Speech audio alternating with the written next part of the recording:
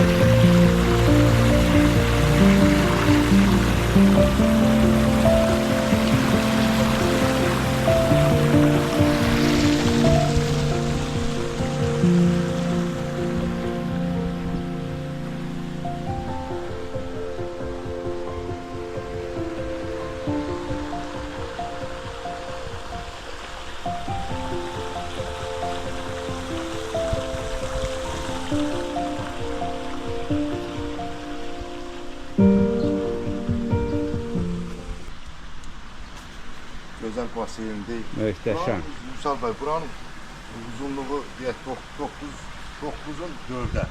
Güzel. 4'ə dərinliyi 80. Böyle bakar. Burada basenlə çıxdım burada. Ve burada rahat edelim. Bəli, bəli, bəli. Kamera kapıda var burada. Ağsaqqal çox gözəl fikirləşib hər şey. Bəli, burada. Çox zövqlü insandır. Sonra buradan da gəldik burada rahat evimiz var. Bəli. Yay üçün var incəlməyə.